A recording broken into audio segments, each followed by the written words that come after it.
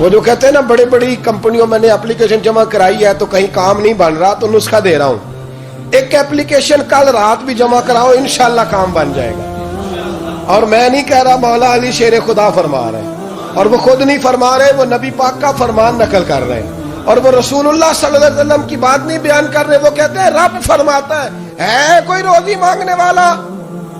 سارے سیٹھوں، نوابوں، جاگیرداروں کے پاس جا جا کے تھک گئے ہو، ایک دن میرے کہنے پر، ایک رات، ایک دیہڑی، ذرا شب برات والی لگا کے تو دیکھو۔ پر شرط یہ ہے کہ یقین کامل ہو، ارادہ یہ، مطلب اللہ معاف کرے، آپ نے ناراض نہیں ہونا، لیکن وہ ماحول اس طرح کا ہے کہ شب برات کو ایک دو ساتھی کو کہا رات کو عبادت کر کہتے جی وہ تو ٹھیک ہے پر سویرے چھٹی نہیں، کام کرنا ہے۔ یعنی رب کہہ رہا ہے کہ تو آ جا شب برات کی رات، جو مانگے گا وہ تجھے، لیکن یہ ادھر نہیں توجہ کر رہا، یہ کہتا ہے سویرے 10 بجے دکان نہ کھلی تو مشکل ہو جائے گی، دفتر نہ گیا تو حالات آپ دیکھیں ذرا۔ اب جب یقین اس طرح کا ہو تو پھر تو بھائی ساری زندگی اداروں میں درخواستیں دینی ہے، پھر آپ جیسا آپ کا مزاج ہوگا، اللہ تعالیٰ تو بندے کے گمان کے قریب ہے۔ تو میرے رسول پاک علیہ السلام نے ہمیں یہ میسج دیا، پیغام دیا، فرمائے اس رات جو اولاد مانگے گا رب اسے بھی عطا فرمائے گا، اس رات جو اللہ سے بخشش مانگے گا اللہ اسے بھی دے گا، اس رات جو رب کریم سے عزت مانگے گا اللہ اسے بھی عطا کرے گا۔ شارحین نے لکھا اس رات جو رب سے پردہ پوشی مانگے گا اللہ اسے پردہ پوشی بھی عطا کرے گا، جو جنت کا سوالی ہوگا رب اپنے فضل سے عطا فرمائے گا۔ کوشش فرمائے، کوشش فرمائے۔ 10 محرم کو ہمارے ہاں لوگ جاتے ہیں قبرستان، وہ کسی حدیث سے ثابت نہیں، میں منع نہیں کر رہا، جائیں، 9 محرم کو جائیں، 10 کو جائیں، 11 کو جائیں، 8 کو جائیں، سفر میں جائیں، ربیع الاول میں جائیں، قبرستان میں جب بھی جائیں، منع نہیں ہے، لیکن شب برات والی رات تو خود رسول کریم گئے ہیں نا قبرستان۔ اب جو بات میں نے سمجھانی ہے اس کو سمجھیں، نبی پاک کی والدہ کا مزار نہیں ہے وہاں جنت البقیع میں، حضور کے کو بھائی بہن، حضور کیا کرنے گئے؟ امت کی بخشش کے لیے گئے۔ شب برات کی رات لالچی نہ بنے کہ صرف میں نے اپنے لیے روزی مانگنی ہے، کل امت کے لیے مانگے، رب کریم سے مانگے، اپنے بھائی کے لیے مانگے، اپنی بہن کے لیے مانگے، اپنے بیٹے کے لیے مانگے، اپنی بیٹی کے لیے مانگے، اللہ کریم یہ مانگنے کی رات ہے۔ پچھلی راتی رحمت رب دی کرے بلند آوازہ، بخشش منگن وارے کارن کھلا جے دروازہ، آئیں اللہ کی بارگاہ میں اس رات کو کھل کے دعا مانگے۔ قبرستانوں میں نا کچھ قبریں ایسی ہیں کہ جو بتاتی ہیں کہ سالوں بیت گئے ہیں کوئی آیا نہیں، کچھ قبریں بتاتی ہیں، اور کچھ بڑے قبرستان بڑے شہروں میں ایسے بھی ہیں کہ جن کا گورکن کہتا ہے کہ مجھے کمیٹی نے کہہ دیا ہے جہاں 4-5 سال کوئی نہ آئے وہاں نئی قبر بنا دیا کرو، وہاں نئی قبر بن جاتی ہے معاذ اللہ۔ او بھائی کچھ ہیں ایسے، کچھ ہیں، یہ جائے نا اکبر بادشاہ یہاں لیٹا ہے لاہور میں، تو شعر لکھا ہوا ہے، بر مزارے ماں غریباں نے گلے پروانہ سوزز نے صدائے بلبلے، فارسی کا مقولہ لکھا ہے اس کی قبر پہ، کہتا ہے میں وہ غریب ہوں، اعلیٰ بادشاہ ہے مقبرے میں لیٹا ہے، کہتا ہے میں وہ غریب ہوں کہ نہ یہاں کوئی پروانہ آتا ہے نہ بلبل آ کے گیت گاتی، کوئی آتا ہی نہیں، کوئی فاتحہ نہیں پڑھتا، کوئی فاتحہ نہیں پڑھتا۔ وہ بھائی کئی قبریں ایسی ہیں جن پہ سالوں بیت گئے کوئی لوٹا نہیں۔ اور مشکات میں حدیث ہے، میرے نبی کریم علیہ السلام نے فرمایا جو قبر میں ہوتا ہے وہ تو اس آدمی کی طرح ہے جو دریا میں ڈوب رہا ہے اور وہ انتظار کر رہا ہے کہ میرا بیٹا میرے لیے دعا مانگے، میری بیٹی دعا مانگے، پر بیٹے کو تو 27 سال ہو گئے، ملک سے باہر ہے، کاغذ بنے گے تو ابے کی قبر پہ آئے گا نا، اس کے تو کاغذات ہی نہیں مکمل ہو رہے، وہ بیٹے کو تو مشکل ہے بڑی، وہ تو کاغذات نہیں بن رہے، وہ تو دولت کا مطالبہ پورا ہوگا تو جب ہی وہ کام ہوگا نا۔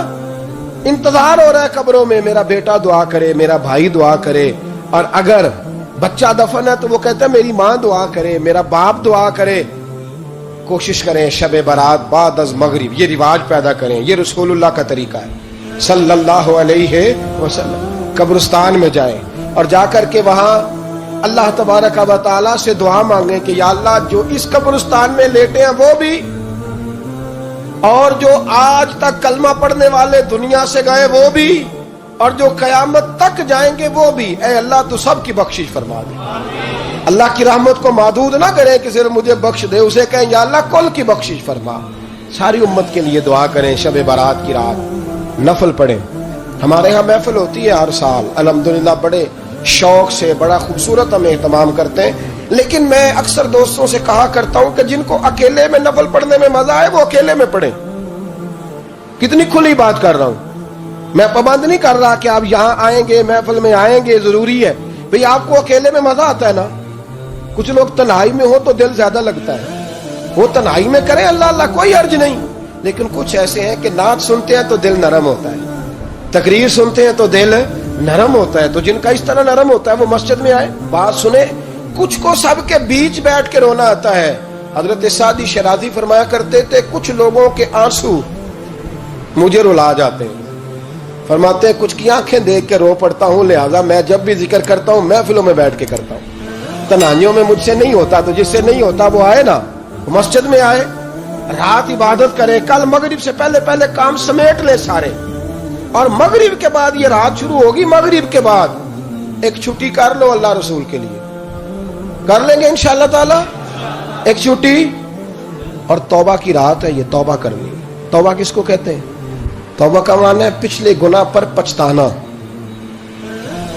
شرمسار ہونا، کہتے نہیں اے کاش میں نہ کرتا، اور وہ لفظوں میں نہیں جملوں میں نہیں، توبہ رٹی رٹائی نہیں، شرمسار ہونا اور آئندہ گناہ نہ کرنے کا پکا ارادہ کرنا، اس کا نام توبہ۔ دیکھیں اللہ تعالیٰ فضل کرے، میں نے پچھلے سال کہا تھا پھر کہتا ہوں، مسجدوں سے نا شب برات کی رات، شب قدر کی رات چیخوں کی آوازیں آتی ہیں، لوگ اتنا روتے ہیں نا، رونا چاہیے، کم روتے ہیں زیادہ رونا چاہیے، لیکن سوال یہ ہے کہ اتنا زیادہ لوگ شب برات کی رات روتے ہیں، کیا پھر سویرے بددیانتی ختم ہو جاتی ہے؟ جو رات مسجد میں کھل کے رو کے آیا ہے اس کا پروگرام ہے نا کہ اب ملاوٹ کبھی نہیں کرے گا، اب گاہکوں سے جھوٹ کبھی نہیں بولے گا، اب وہ بددیانتی کا معاملہ کبھی نہیں کرے گا، لیکن رات روتا بھی رہے اور سویرے پروگرام یہ ہو کہ میں نے پھر لوگوں کو فریب دینا ہے، داؤ لگانا ہے، تو اس نے توبہ کیا رات کے، یہاں بس یہ ایکٹنگ کر کے لوٹ آیا، یعنی بڑی سجا بنا کر کے سوار کر کے رات توبہ کی۔ کیا مطلب ہے توبہ کا؟ کہ توبہ آپ نے کی۔ حضرت حسن بصری سے کسی نے کہا توبہ کیا ہے؟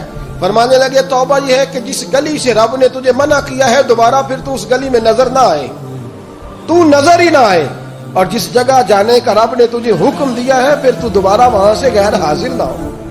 اگر یہ پروگرام ہی نہیں، ارادہ ہی نہیں، بچے ایک تو مجھے کہنے لگے کل حضرت صاحب توبہ کے موضوع پر ہم نے گفتگو کرنی ہے، تو کوئی باپ بتائے کہاں پہ ہے، کچھ بچے شاگرد ہیں، کچھ مسجدوں میں جمعہ پڑھاتے ہیں۔ ایک نے مجھ سے کہا، تو میں نے کہا بیٹے پہلے مسجد میں جاؤ، 2 نفل پڑھو، توبہ کرو، توبہ کا ارادہ بناؤ، یہ رسم نہیں ہے۔ وہ نعت خان بھی تو توبہ کر لینا جو شب برات کے دن لوگوں کو توبہ کرانے آیا ہے اور 25,000 کا سودا کر کے آیا ہے، تو آج اس کام سے تو توبہ کرنا، یہ نوٹ پھکوانے سے تو توبہ کرنا، یہ رسم ہے؟ ساری رات توبہ توبہ توبہ توبہ، یہ کیا معنی ہے اس کا؟ کیا مطلب کریں؟ امام غزالی فرماتے ہیں کہ ایک آدمی بادشاہ کا گارڈ تھا، سپاہی تھا، اس کا پہرے دار تھا، نگرانی کرتا تھا، بڑی وفاداری سے نوکری کرتا رہا۔ بادشاہ نے اسے تنخواہ کے علاوہ بھی بڑا نوازا، اسے بادشاہ نے بڑے الاؤنسز دیے، بادشاہ نے بڑا کچھ دیا، مکان دیا۔ کچھ سالوں کے بعد بادشاہ کو پتا چلا کہ یہ میرے لیے نہیں آتا تھا، اس کی تو میری کنیز پر نظر تھی، اس نے تو رات کی ڈیوٹی اس لیے لگوائی تھی کہ کنیز پر نظر تھی۔ تو امام فرماتے ہیں کہ بتاؤ پھر وہ بادشاہ اس کے ساتھ کیا سلوک کرے گا؟ وہ کیا سلوک کرے گا؟ تو لوگ کہنے لگے حضور لگتا یہ ہے کہ وہ نا 4-5 حصوں میں کاٹ کے تو کتوں کے آگے پھینکے گا۔ آپ فرمانے لگے میرا رب تو بڑا ہی قریب ہے، وہ تو ایسے نہیں کرتا، لیکن بتلاؤ اگر اسے پتا چلے کہ یہ رسم کے لیے آیا ہے، اس کی تو نظر ہی مال پہ ہے، یہ تو سویرے بدلے گا نہیں، یہ تو دھوکہ دے رہا ہے، یہ تو توبہ کرنے آیا ہی نہیں، اس نے تو ڈھونگ رچایا ہے، اسے تو پہلے سے خبر ہے، تو پھر تم کیا امید رکھتے ہو؟ پھر کیا رویہ رکھتے ہو؟ شب برات کی رات دھاڑے مار مار کے رونا اور صبح اسی طرح دھوکہ دینا، اسی طرح فریب کرنا، اسی طرح جھوٹ بولنا، اسی طرح بددیانتی کرنا، اسی طرح لوگوں کو لوٹنا، تو یہ رسم نہیں ہے توبہ۔ توبہ تو بدل جانے کا نام ہے، توبہ تو پھر سنور جانے کا نام ہے. توبہ تو اس طرح ہے جس طرح حضرت ابراہیم ابن ادھم نے کی تھی. وقت کے بادشاہ تھے بادشاہ، جب توبہ کی تو پھر ہر چیز چھوڑ دی، پھر مال لوگوں میں بانٹ دیا اور پھر ٹاٹ کا لباس پہن کر زندگی گزاری. لوگوں نے کہا حضور یہ تبدیلی ہے. فرمایا تبدیلی نہیں، یہ میری توبہ ہے، یہ میری توبہ ہے. جب توبہ کی تو پھر بدل کے کی، جب توبہ کی تو پھر تبدیل کیا آپ نے. یہ کیا توبہ ہوئی؟ ساری رات روتے رہے، سویرے دکان پہ جا کے پھر قسم اٹھائی کہ مجھے تو پڑتا ہی 11,000 کا ہے. یہ توبہ ہے؟ تو آپ نے اور میں نے توبہ کرنی ہے تو انشاءاللہ تعالیٰ اس طرح کرنی ہے کہ پھر 15ویں شعبان کو بدل جائے.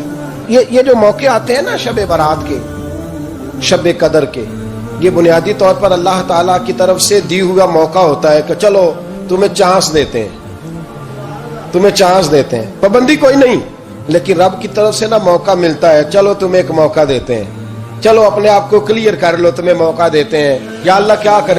کچھ بھی نہیں. آ کے نا سچے دل سے 2 رکعتیں پڑھ کے توبہ کرو، عرش کا مالک پچھلے سارے ہی معاف کر دے گا.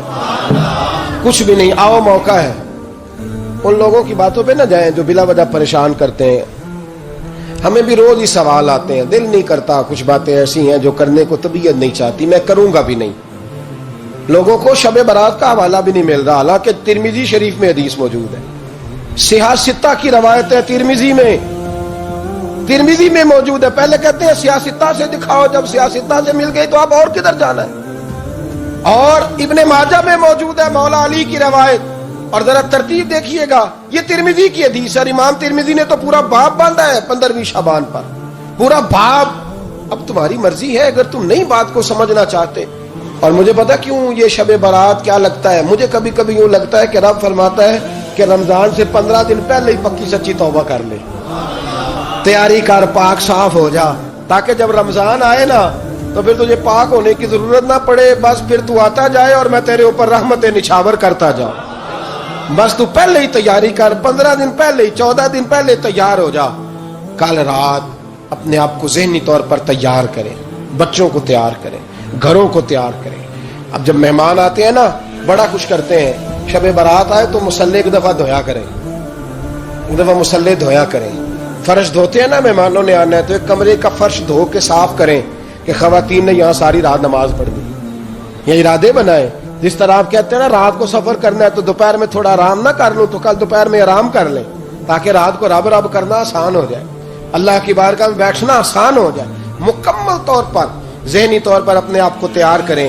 یہاں بھی محفل ہوگی انشاءاللہ، عشاء کے متصل بات شروع ہو جائے گی، 12 بجے تک محفل چلے گی. پھر 12 بجے کے بعد نماز تسبیح پڑھی جائے گی. پھر 1 بجے پھر دوبارہ آپ کو اجازت دی جائے گی، کوئی انفرادی طور پر گھنٹہ سوا اپنی الگ سے کوئی عبادت کرنا چاہے تو وہ تب بھی ممکن ہو، جیسے آپ کو موقع بنے. میں کہہ چکا ہوں، لیکن وقت ضائع نہ کرنا، گولڈن چانس ہے، اس کو مس نہ کرنا. یہ شب نجات ہے، اس کے ضرور قریب جانا. رب کریم سمجھنے کی توفیق عطا فرمائے. آخر دعوانا ان الحمدللہ رب العالمین.